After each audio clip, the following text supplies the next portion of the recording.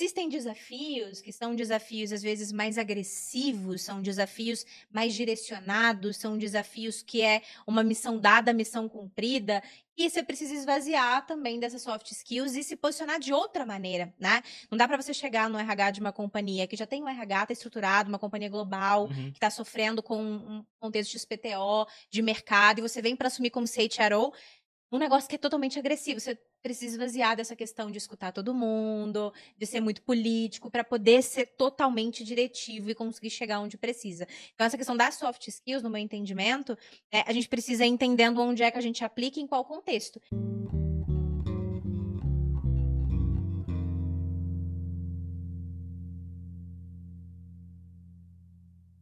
Olá, pessoal, sejam muito bem-vindos e muito bem-vindas a mais um episódio do RH Cast. Eu sou a Jéssica Martins, CEO da People Company, da People Academy, que é uma escola que desenvolve profissionais de RH para o presente e para o futuro. E hoje a gente vai falar sobre como construir um RH do zero, e para isso eu trouxe um timaço para a gente falar um pouco sobre esse assunto. Gisele e Ale, sejam muito bem-vindas. Obrigada pela presença de vocês. Vou pedir para que eles se apresentem, para que vocês entendam o contexto deles, a história, de onde vocês vieram, né? Qual lugar de fala vocês ocupam, para tudo que vocês contarem aqui ficar muito mais fácil, né? Para as pessoas entenderem. Você começa pra gente, Ale? Claro, sem dúvida. Obrigado. Prazer estar com vocês. De novo, né, De Ale? novo, mais uma vez. Muito bom. Então, eu sou o Ale, Alexandre Fleury, e eu tenho uma carreira de mais de 23 anos na área de recursos humanos, atualmente como executivo da área numa empresa de tecnologia, e também empreendo por meio do Simples Olhar, que é a minha empresa. E eu falo sempre que o meu objetivo é maximizar o potencial humano em todas as empresas que eu trabalho, e trabalho muito com foco em transformação organizacional. Então, acho que esse tema vem muito a calhar também, né, com um pouco dessa experiência que eu passei. Quero contribuir hoje. E a gente tem 3 pessoas empreendedoras aqui, inclusive, para inspirar vocês. A gente fala muito sobre isso, né? Sobre RH empreendendo, sobre a potência que somos para empreender. E a gente está sempre tentando estimular, especialmente aqui, né, com os nossos conteúdos, os RHs a empreender. Então, vão ter 3 exemplos aqui, né, de pessoas que já fizeram transição, no meu caso. Uma pessoa recentemente, né, que fez recentemente transição, que é a Gi, que já vai se apresentar. E o Ale que tá nesse processo também, né, Ale? Muito legal. Gi, se apresenta pra gente, seja bem-vinda. Obrigada pelo convite. Bem, eu sou a Gisele Calef, sou psicóloga. Eu tenho uma carreira de 14 anos em RH, como a já contou, fiz a transição agora para uma carreira solo. O meu propósito é impactar a vida das pessoas, a sociedade, as organizações, através do cuidado, do desenvolvimento. Eu atuo como facilitadora de segurança psicológica de times, consultoria de saúde mental e bem-estar e desenvolvimento humano. Tudo que é gente é o nosso negócio. Maravilha. Muito bom. E a gente gosta bastante, né? Difícil, Demais. É desafiador, Isso aí. mas a gente gosta bastante. Como eu disse, a gente vai falar hoje sobre RH do zero, né? Então, como construir, como aprimorar, quais são os processos, por onde a gente começa, e uma série de outras nuances também. E pra gente começar, eu quero te ouvir, Ale. Eu sempre, quando vou falar sobre isso, eu sou muito cuidadosa porque a gente acaba, como RH, se deslumbrando muito com essa ideia de vou implementar um RH, vamos começar um negócio do zero, com a minha cara, do meu jeito, até que a gente chega lá, não necessariamente as coisas são exatamente dessa forma. Eu atribuo muito isso ao RH, que quando topa esse desafio, ele não filtrou exatamente, ele não entendeu exatamente esse negócio para poder topar e entender como vai funcionar. Qual que é a sua visão sobre isso? Minha visão é que eu também passei por isso, né? Então, assim, Eu também passei, viu? Também passei. Eu também passei. Então? faz uns 10 anos, mais ou menos, que eu venho trabalhando em companhias com esse mote, né? Ou construir do zero, ou reformular o que já existe, que era muito incipiente. E que eu aprendi em tudo isso? É fazer algumas perguntas e, na verdade, assim, eu falo que nesses momentos eu tenho que ser o entrevistador também e um consultor. Por que entrevistador e consultor? Primeira coisa que eu vou atrás é entender a reputação da companhia. A reputação como marca de negócio e a reputação como marca empregadora também.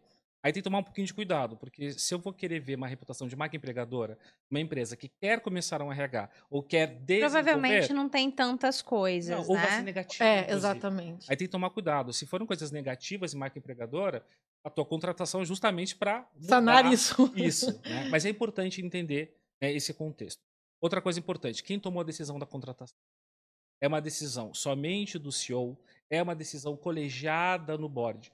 Porque é diferente se você entrar numa empresa para construir, se é o CEO que te patrocina ou é o board que te patrocina. O desafio ele vai ser bem diferente se é o board que patrocina e você vai conseguir executar coisas importantes.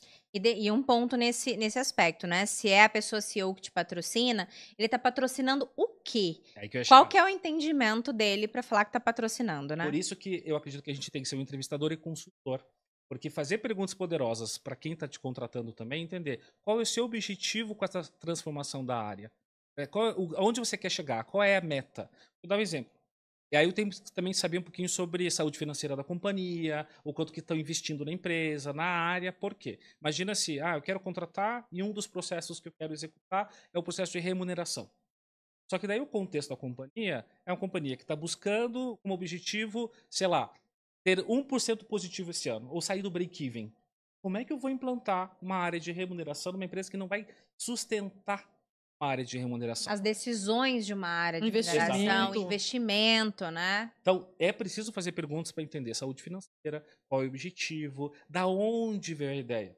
Eu estou passando por uma experiência agora que, quando eles me chamaram para conversar, eles deixaram muito claro. A gente quer sair de uma área de recursos humanos para uma área de pessoas. Essa foi a primeira coisa. Era algo colegiado que todo mundo percebia, e os diretores é que pressionaram o CEO e o dono da empresa em contratar uma pessoa porque via o valor. Então, assim, Ou seja, é outro ambiente, né, outro para ambiente. trabalhar. E outra coisa, eu também cheguei nessa conclusão por conta da experiência prévia, poder entender, né, qual é esse objetivo. Outra coisa importante, como é o processo decisório da companhia e qual vai ser o nível de autonomia que eu vou ter, por exemplo.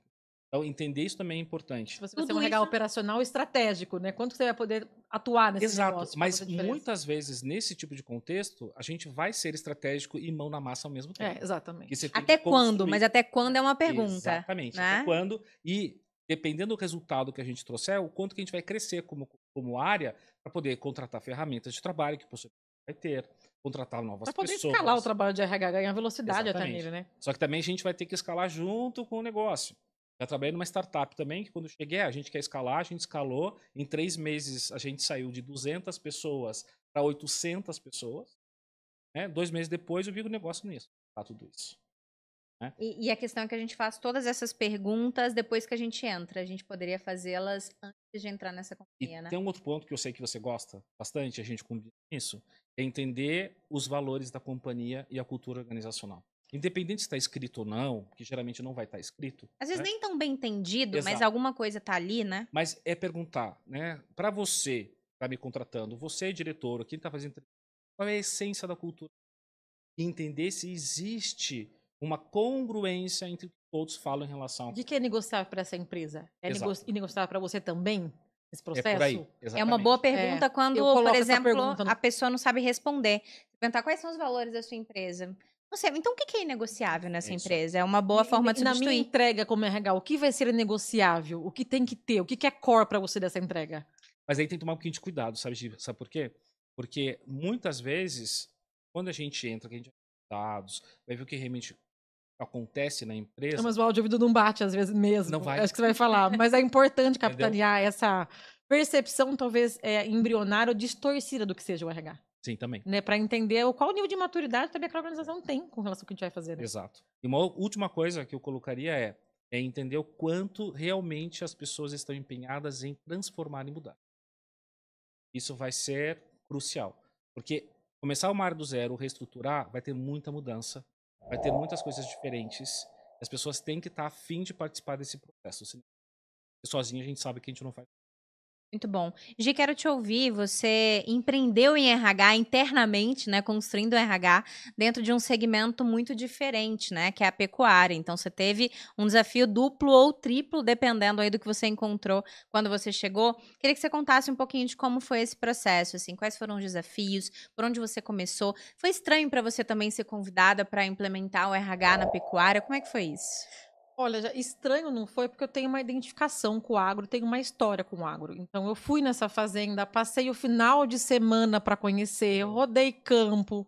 E aí eu falei, não, eu quero fazer esse negócio acontecer. Então, eu fui muito desafiada, com brilho nos olhos. Porque era uma realidade, toda realidade precisa de RH.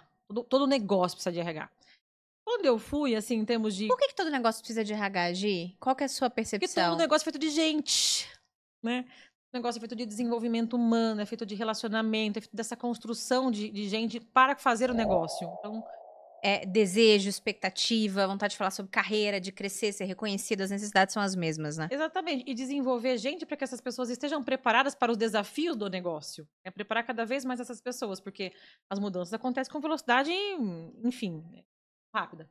Então, quando eu cheguei, assim, foi uma experiência já incrível, porque eu fui morar dentro da fazenda, eu fui viver a fazenda. Tem muito do que o próprio Alê trouxe. Então, eu fiz muitas perguntas, eu ouvi muito. Eu acho que uma coisa super importante nessa jornada é a humildade e a escuta. Que quando você está chegando num lugar diferente, você não. Cara, você senta no banquinho, escuta, faz uma imersão. Então, nesse diagnóstico que eu fiz várias entrevistas. Então, eu te falo que 70% da operação foi entrevistada. Então, quais são as necessidades dessas pessoas, o que elas pensam, o que elas enxergam dos valores da companhia, qual é a diferença que está na parede, o que as pessoas entendem que aquilo lá faz parte da cultura. Fui tentando aterrizar e pegar no concreto o que as pessoas viviam, o que elas sentiam naquela organização, Ford tinha sobre o que era importante fazer. Fazer esse de para, né? Porque às vezes está um pouco distante, né? Exatamente. E aí a gente foi vendo esse descolamento, olha, vocês estão me trazendo até aqui na parede, não é o que o seu Zé sabe, não é o que as pessoas no campo têm. E aí teve um trabalho de análise SWOT, teve um trabalho de pesquisa de clima, teve um trabalho de fazer um plano para os próximos 2, 3 anos para onde a gente ia, olhando até para a comunidade. Então, todos os stakeholders que a gente tem nesse processo, como é que a gente traz a comunidade para dentro, como é que a gente faz um trabalho com a prefeitura de educação desses funcionários, como é que a gente faz um trabalho de sustentabilidade em termos de desenvolvimento de gente, para que seja perene a agricultura e a pecuária, porque estavam querendo crescer na agricultura.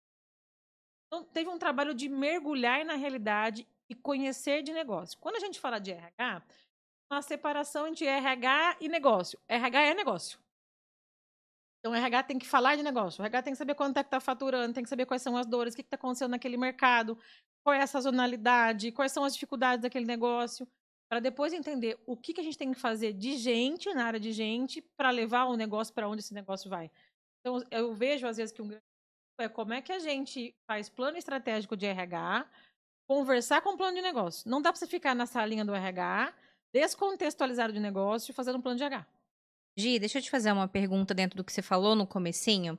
É que nesse primeiro momento a gente tem que sentar para ouvir, Muito. né? A gente tem que ter muita escuta e eu concordo 100%. Tem só um ponto que é, ao mesmo tempo que a gente precisa parar para ouvir, eu percebo que as pessoas querem nos ver falar.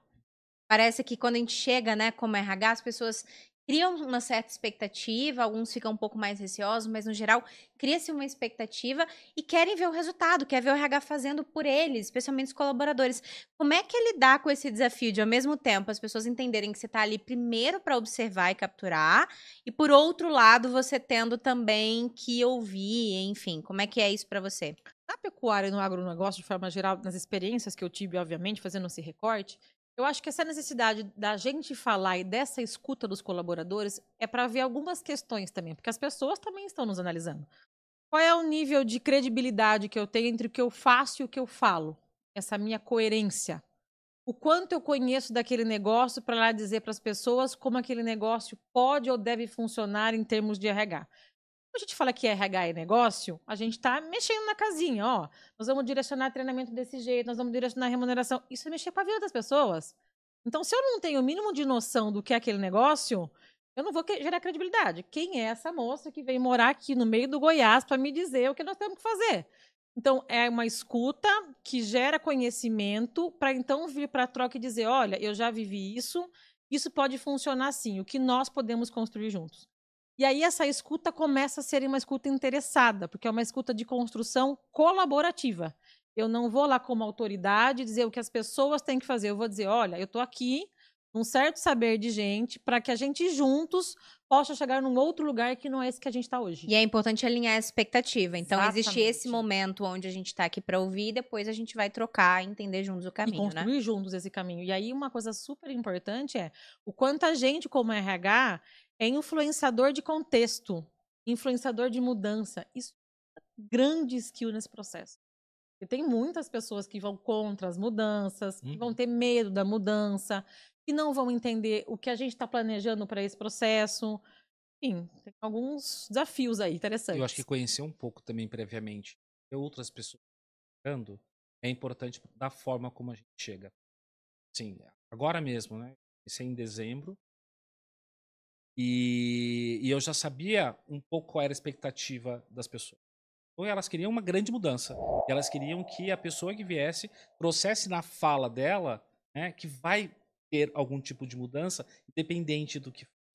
Então a minha primeira coisa também foi conversar com todo mundo, também conversei com 70% dos colaboradores em grupo focal. Eu sempre me apresentava, eu sou a Lê, eu estou começando agora na companhia, mas eu já tenho uma trajetória de não sei quantas empresas de tecnologia, para mostrar que eu já conheço o que é o métier, né, um pouco parecido com o que você falou. E eu tô aqui porque eu preciso escutar vocês. Eu preciso conhecer o negócio pelo olhar de vocês. Porque não adianta só eu escutar os diretores ou o CEO falando. Eu quero que vocês me digam. E aí, ó, você vai criando toda essa empatia. Opa, eu tenho lugar de fala para uma mudança que vai acontecer. Então, poder protagonizar as pessoas nesse processo de chegada é super importante. Você acha que em todos os casos, a gente como RH chegando numa companhia, a gente precisa ouvir todo mundo ou quase todo mundo? Você faria isso em outros cenários ou você escolheu fazer isso na empresa onde você Eu estava? faria em qualquer cenário, mas de repente a forma como eu vou fazer vai ser diferente, dependendo do tamanho da empresa. Mas eu faria dessa forma. Pelo menos comigo tem funcionado, né, nos últimos anos, começar escutando, começar entendendo e linkando pontos, né? Então entendendo, o que eu tenho. E eu sempre faço isso com uma metodologia. Ultimamente eu tenho feito com metodologia da jornada de experiência do colaborador. Então eu pego lá, foco em cultura, ambiente físico e tecnológico, perguntas tão focadas nisso. Eu tenho uma conversa para poder ter dado qualitativo, né, como as pessoas veem isso, as pessoas respondem um questionário também quantitativo. E eu consigo ter um relatório com essas duas visões. Aí vou fazer depois entender essa jornada por meio dos processos da área de recursos humanos e depois a expectativa interna das pessoas para poder começar a priorizar. Mas essa escuta é essencial. Porque eu vou estar sempre voltando a ela para dizer, olha, a gente está implantando isso agora por conta do que a gente escutou lá atrás. Isso cria credibilidade. Acho que é um termômetro também, né? De qual é a expectativa das pessoas, de caminho eu tô indo. Óbvio que você calibra isso com o contratante, com o board, com o senhor, dependendo de qual for a estrutura. Mas você não pode perder o termômetro de para quem você trabalha. Uma preocupação que eu tenho dentro de RH ou fora de RH como consultora é a gente fala muitas vezes como RH demais, Jéssica. Mas assim, a gente tá sempre com a palavra. Quando é que a gente tá com a escuta? A gente tem que estar muito assim, e humildade, porque você não está num lugar de poder absoluto de sabedoria ali. É um lugar de construção mesmo. E tomando cuidado para não ter um discurso político. Isso é uma coisa que eu sempre me preocupo. Aquela coisa, eu prometo fazer tal coisa. Isso nunca entrar. Isso descredibiliza. Não, descredibiliza é outra coisa. Deixar claro desde o início, se eu já souber coisas que eu não vou conseguir fazer, já deixar claro para as pessoas. Isso é uma coisa que eu sempre faço desde o início. E essa é a minha preocupação quando eu pergunto sobre ouvir todo mundo, né? Eu acho que a gente tem primeiro o desafio de escala, vai depender de quantas pessoas tem naquela empresa, né? Exato. Qual que é o nível de acesso e tudo mais. E tem um outro ponto que é um gerador de expectativa. Eu acho que quando a gente se abre para ouvir, a gente tem que se abrir para poder alinhar a expectativa e dar os devidos retornos. Né? Porque assim, vão ter coisas que você vai saber dizer, olha, isso aqui eu já entendi que não faz parte da nossa prioridade, penso que a gente não vai falar sobre isso nos próximos 6 meses. Como tem coisa que muito provavelmente você não vai saber responder, né? Então, acho que um cuidado que tem quando a gente escuta muitas pessoas é a gente conseguir endereçar as expectativas que foram levantadas. Então, vai ouvir todo mundo? Vai com uma metodologia, igual você trouxe. Eu tenho uma metodologia de como eu vou ouvir, como que eu vou endereçar. Porque senão você escuta todo mundo e aí as pessoas muito provavelmente vão começar a falar uma série de coisas, você vai no anotando e você nunca mais volta naquela pessoa. E sabe como que você pode trabalhar isso também? Foi uma coisa que eu fiz agora de novo, né, gente? Isso é aprendizado, né? Contínuo. Depois que eu fiz essa conversa com as pessoas, fiz o meu relatório, fiz uma apresentação, apresentei ao board de tudo isso, quais foram os resultados, e depois chamei a todas as pessoas da companhia e apresentei o resultado, mesmo que eu apresentei para a diretoria, para todo mundo. Inclusive mostrando os pontos a melhorar. Então, por exemplo, eu posso abrir isso que não é nenhum problema. Cultura foi o mais forte de tudo. E a questão do ambiente físico foi a pior nota. Então, assim, poder mostrar isso para as pessoas, você foi ouvido, tá aqui o que você falou e o que a gente vai fazer com isso. Isso é um trabalho pós-diagnóstico, então. Pós-diagnóstico. Só que aí, tomando cuidado na hora de apresentar esse resultado, já ter desenhado um plano para as pessoas saberem o que a gente vai trabalhar desse resultado agora e o que que não vai trabalhar Uma agora. coisa é o que apareceu, outra coisa é o que a gente vai Vai fazer. endereçar. Exatamente, é o que dá conta de fazer. Aí você vai setando a expectativa. E a partir do momento que você vai executando e você vai tendo sucesso no que você executa, você cria uma segunda expectativa. Mas se você conseguiu tão rápido já fazer isso, por que que não vai fazer aquele outro processo? Aí vai começar a surgir isso também.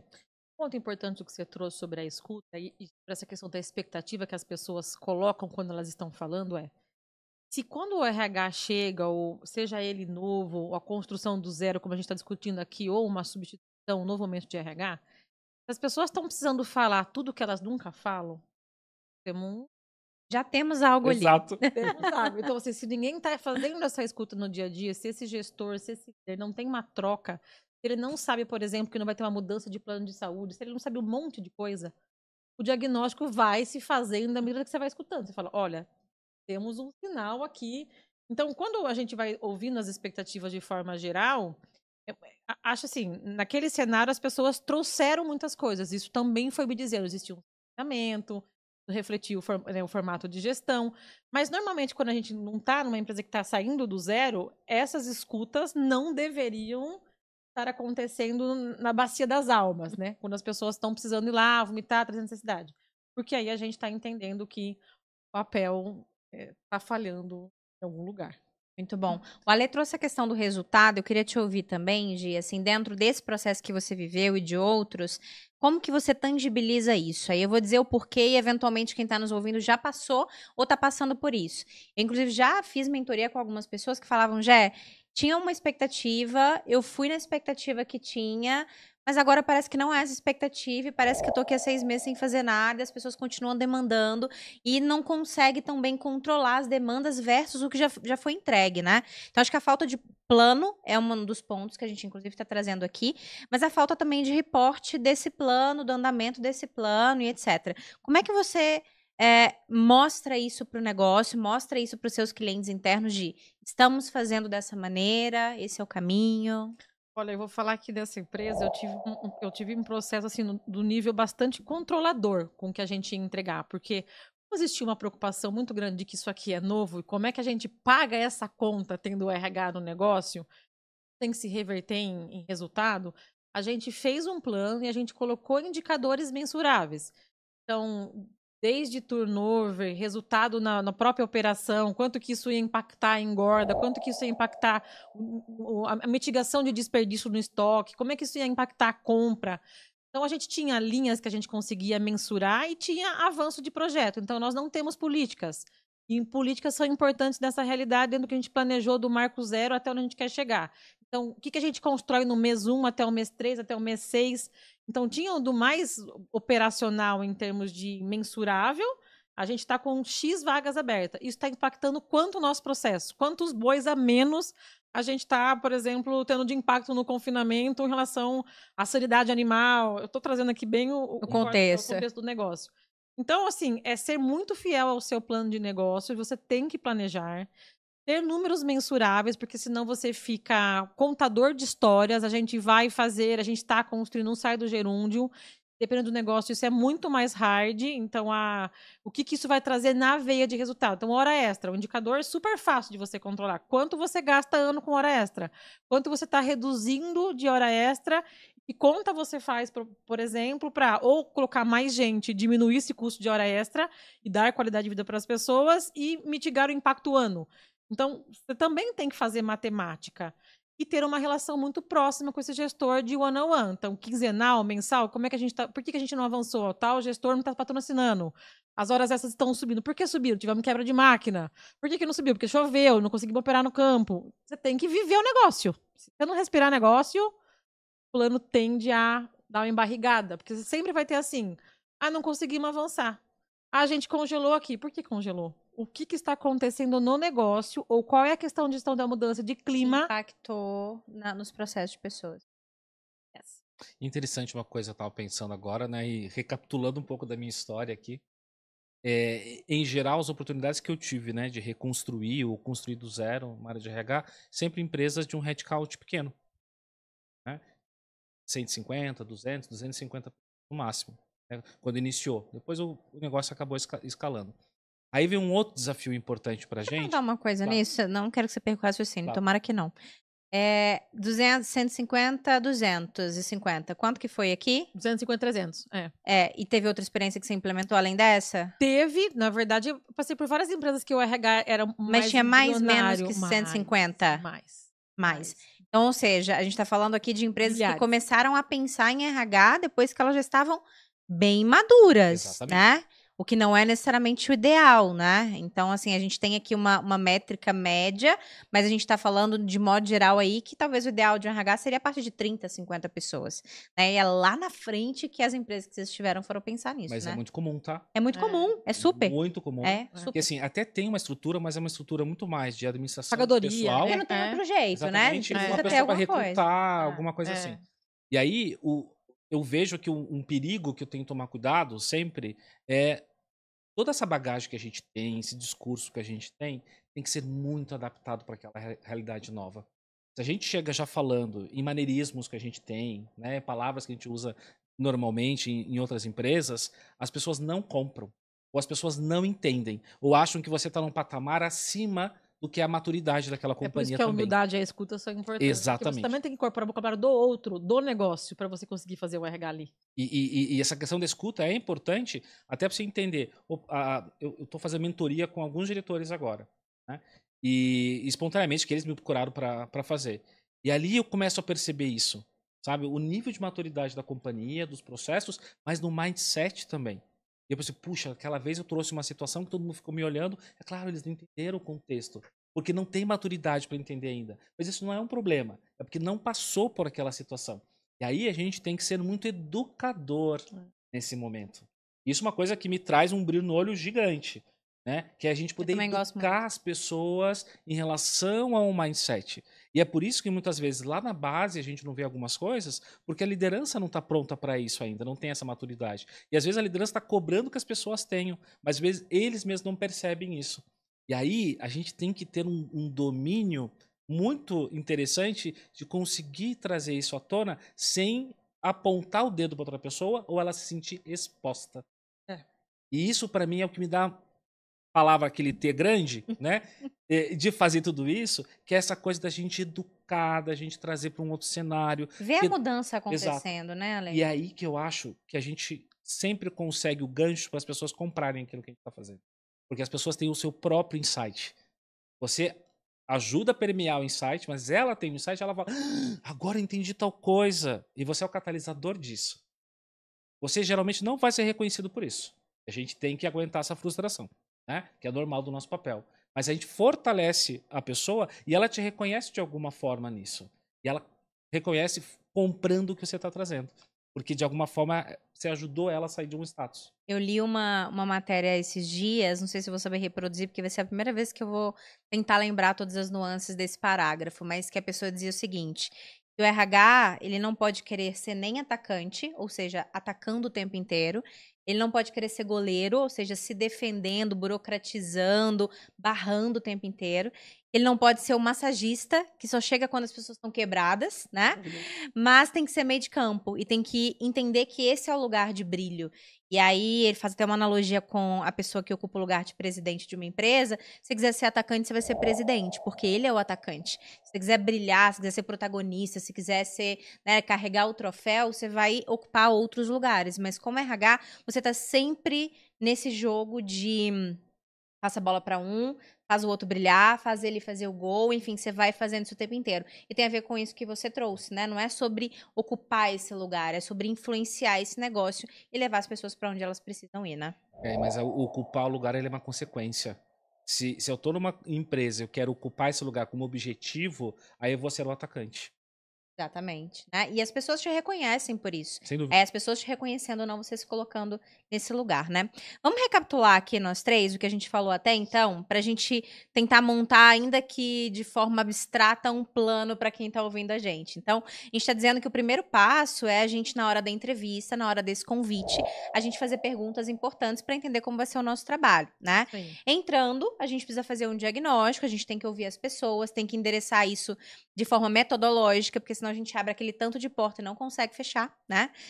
Você falou uma coisa legal que é Entender quem é o nosso cliente interno, por mais que a gente vai escutar todo mundo, mas entender quem é esse cliente que a gente tem que ficar o tempo inteiro Uhum. dando ping, dando reporte, enfim, endereçando melhor todas as coisas, Quem é né? essa persona, né? Quem é essa persona, como que eu vou lidar com ela. E aí a gente fechou o diagnóstico e o Ale puxou a bola aqui de compartilhar isso com as pessoas. Então, pessoal, ó, do tempo que eu tô aqui, entendemos isso, já escolhemos fazer isso e nem tudo que a gente levantou a gente vai conseguir fazer funcionar, né? E a partir daí, né? Então, entendemos isso. O que vocês recomendam para a continuidade desse plano, Ale? Aí é o que eu mais gosto. Acho que tudo isso é trabalhoso, é gostoso, mas a partir daqui é o que eu mais gosto. Por quê? Porque é o momento que você vai compartilhar e aí as pessoas vão comprar a sua ideia ou não. Que é aquela coisa do risco, eu adoro risco. Então, como é que eu faço geralmente? Então, já sei qual é o plano, as pessoas, os líderes principalmente, acompanhando isso. E toda vez que eu crio um processo novo, meu primeiro passo eu apresento isso em diretoria, colho feedback, faço alguma adequação, se necessário, tiro as dúvidas, explico, ok, vamos seguir. Segundo passo, eu chamo toda a liderança média, e faço o mesmo processo. Eu apresento para eles o que vai ser o processo, qual vai ser o benefício para eles como líderes, onde eles vão poder atuar, como que a gente vai atuar, qual vai ser o papel deles, o nosso papel, etc. Coloco um momento de feedback também para escutar deles. Se tem algo realmente congruente, faço a mudança do que os líderes fizeram, porque isso é coparticipação, né? E depois disso, comunico para a empresa toda o que foi, o que vai ser. E aí os líderes já estão comprados, eles já entendem, eles podem tirar as próprias dúvidas das pessoas em relação àquele processo, e não fica só uma coisa, é uma coisa do RH. Não, é da companhia, porque todo mundo já foi envolvido. Então, para mim, esse é o passo crucial para implementar um plano de ação. É envolver sempre os líderes. Então, agora, a gente terminou o processo novo de onboarding, apresentei para todos, trouxeram algumas dúvidas, trouxeram algumas sugestões, a gente implementou, apresentei como ficou o resultado final e a gente começou. Agora a gente está começando o processo de offboarding. Então também vai acontecer da mesma forma. Né? E é super importante, porque as pessoas se sentem fazendo parte. Eu acho que uma coisa importante que ele falou que eu acrescentaria a gente não tem que desconectar o negócio quando as coisas começam a caminhar. Essa construção, ela é contínua. Então, eu entreguei os primeiros projetos, as primeiras coisas que estavam mapeadas, tá? E aí, como é que eu envolvo essa operação ou os outros times para continuar participando dessa construção? Uma coisa que a gente sempre faz quando chega envolve todo mundo para ganhar as pessoas, às vezes, e não tem a manutenção disso. Exato. Né? E aí, acho que é uma coisa importante também, RH como construtor de times. Essa é uma skill muito importante. Como é que você constrói o time que vai construir produto, o time que vai construir relações e o time que vai construir essa empresa? Então, é uma jornada contínua. Então, colocar a mão na massa junto com as pessoas. Você vai fazer um processo que vai impactar, por exemplo, o departamento financeiro? Quanto o financeiro viu isso? Quanto que o financeiro entende se isso é positivo ou não? Trabalho colaborativo. Porque a gente é construtor, a gente fala que a cultura não está na nossa mão porque ela vem de cima e a gente não tem essa... Ela é diluída no Exatamente. negócio, né? A gente não tem esse poder. Quando eu vejo alguém falar, eu construí a cultura, não é sobre isso. Mas a gente tem um certo protagonismo de ser um direcionador, como se a gente fosse conduzir essas águas para onde elas vão. E isso é bastante poderoso da nossa parte, porque a gente está ali com a expertise para dizer, olha, nós estamos caminhando para cá, é isso? Nós não vamos decidir para onde ela vai. Mas nós temos que dizer, ela está indo para cá, ou ela vai para cá. E aí, validar esse movimento e fazer os ajustes de rota, porque os planos não saem conforme a gente desenha. Eu ia chegar nesse ponto agora. Eles estão vivos, né? Exato. Eu estou com um exemplo agora que acabou de acontecer, maravilhoso.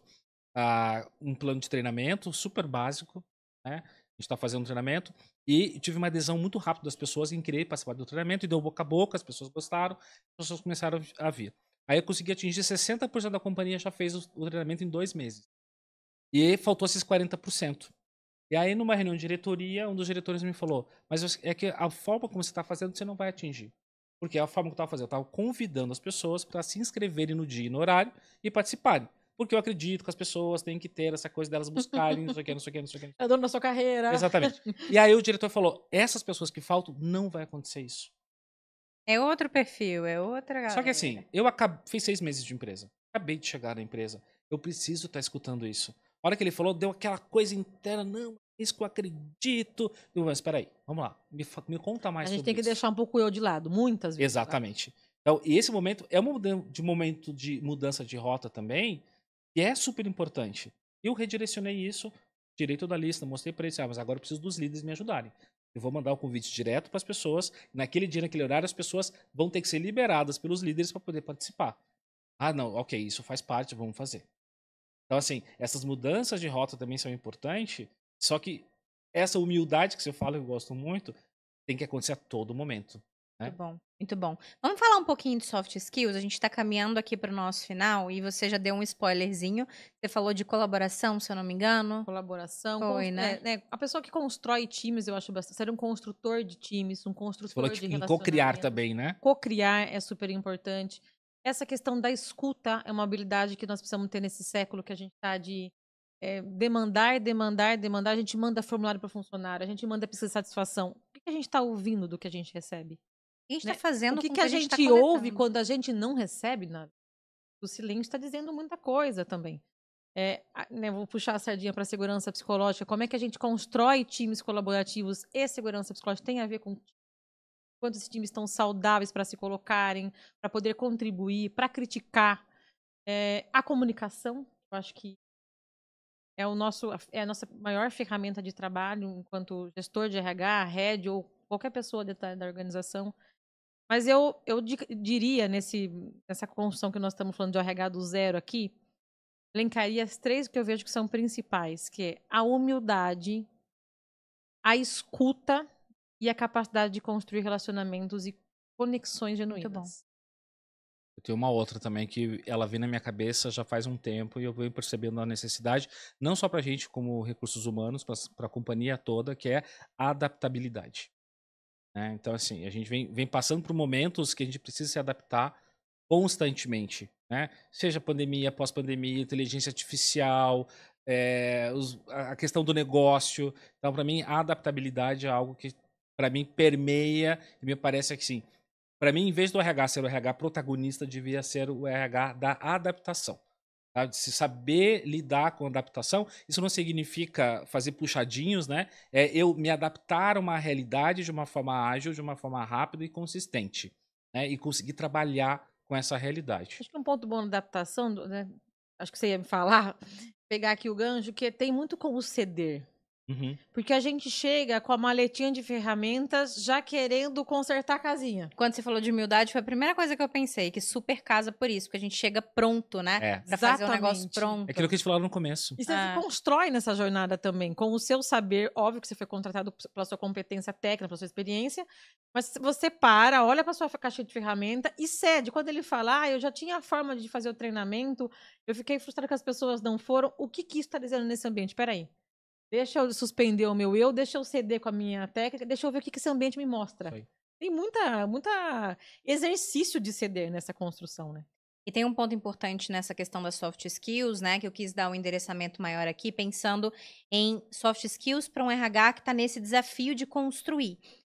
Porque eu entendo que essas soft skills, elas são maleáveis a depender do desafio que você está assumindo, né? Então, essa coisa da adaptabilidade, essa coisa da escuta, essa coisa da humildade, ela coloca muita gente no lugar desse RH ouvinte mesmo, predisposto.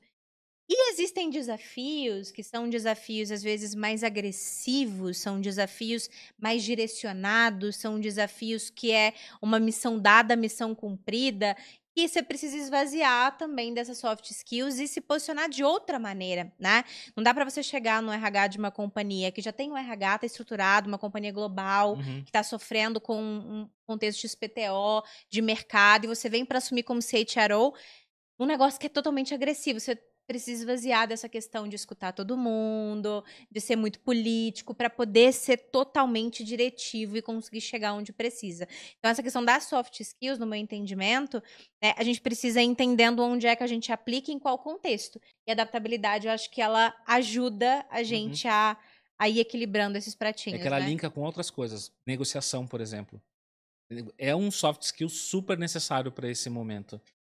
Eu acho que acrescentaria uma, que é a leitura de cenário.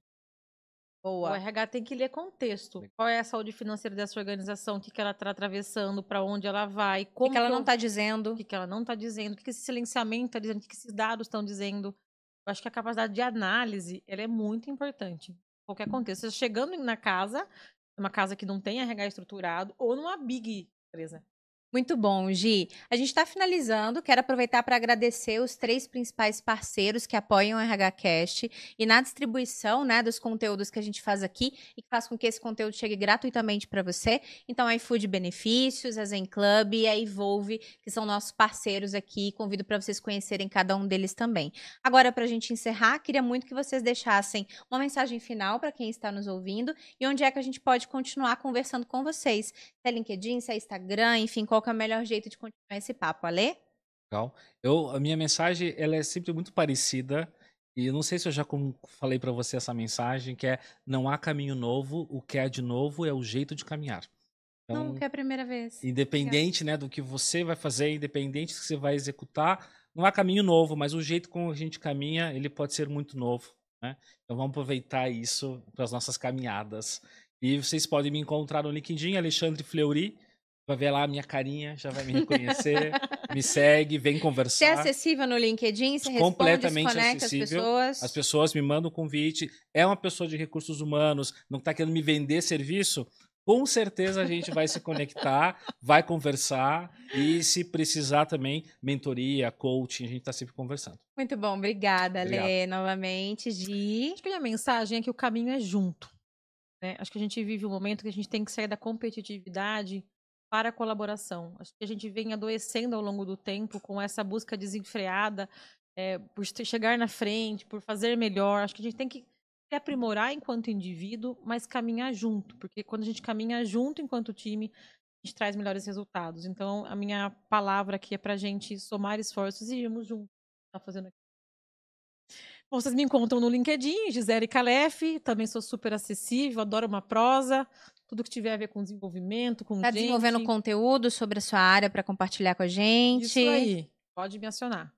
Muito bom, obrigada. Obrigada, gente. Quero deixar para vocês um presente do iFood Benefícios. Adoro. É um cartão multibenefícios, onde pode ser usado tanto como refeição, quanto alimentação, mobilidade, saldo livre, cultura, auxílio home office. Aceita em mais de 4 milhões de estabelecimentos. E dentro do app do iFood você consegue usar em mais de 320 mil lojas dentro do aplicativo. E ainda tem o Clube Desconto, onde vocês lá dentro conseguem fazer frete grátis. Não ter, na verdade, frete, né? Então, frete grátis, consegue ter desconto e uma série de outras coisas também. Aproveitem o presentinho do iFood Benefícios e meu também, tá, gente? Estou me apropriando do presente. Muito obrigada pela participação de vocês. Muito obrigada por ter estado com a gente até o final aqui desse episódio e até a próxima. Tchau, tchau.